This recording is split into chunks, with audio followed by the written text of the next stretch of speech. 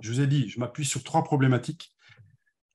Attention aux techniques opératoires, attention aux automatismes qui doivent plutôt être le bout de la chaîne et non pas le début de la chaîne. En gros, hein, je caricature un peu, mais c'est un peu ça. Et puis le troisième problème qui est très très important, il faut sortir du ça fait combien. Il faut sortir de tout le temps dire à nos élèves ça fait combien. Et en fait, faut vraiment faire les deux sens. C'est-à-dire, il faut de temps en temps dire à nos élèves s'il faut 7, ça fait combien, bien évidemment, parce que c'est important de savoir que ça fait 42. Hein. Mais il faut régulièrement trouver des situations de ce que j'appelle le à l'envers, c'est-à-dire dire à nos élèves 42, tu fais comment? Comment tu fabriques 42? Alors, c'est là qu'on va retrouver les jeux. Voilà, tout à l'heure. Hein. Bon, Matador, par exemple, et Trio, et moi, je vais parler de Trio, Matador et Shut the Box sont des jeux qui sont dans le à l'envers.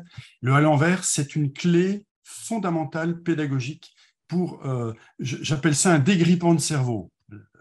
La pratique on peut dire aussi du compte est bon, hein, tout le monde connaît le compte est bon, le principe universel du compte est bon, c'est un dégrippant de cerveau. Et le paradoxe, et ça je vous assure, c'est 20 ans de pratique de vécu, le paradoxe c'est que c'est pas de faire répéter des dizaines ou des centaines de fois à un élève 6 fois 7, ça fait 42, qui va finalement apprendre et retenir et comprendre que 6 fois 7, ça fait 42.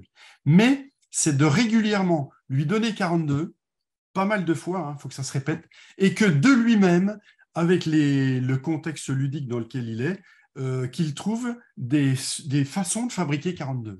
Alors, un jour, il arrivera sur 6 fois 7 et puis il va se dire, ah bah oui, ça y est, ça, maintenant je sais, c'est 6 fois 7. Et puis un jour, ça sera 2 fois 21.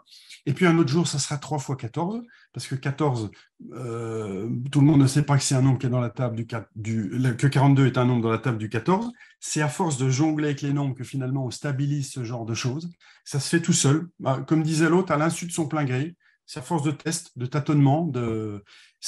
Moi, je veux dire que c'est à force d'avoir énormément joué avec Matador que j'ai petit à petit appris, mais vraiment à l'insu de mon plein gré, hein, je vous assure que c'est vrai, les tables du 12, 13, 14, 15, 16 jusqu'à 19, 20, parce que dans Matador, il y a un dé à 20 faces, j'en parlerai tout à l'heure.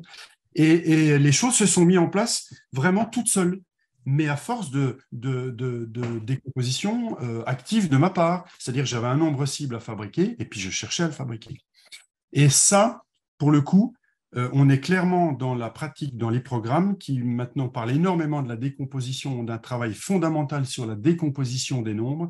Et pour le coup, quand on fait du calcul mental à l'envers, alors avec des jeux ou pas forcément des jeux, hein, eh ben, on est complètement dans l'esprit des programmes.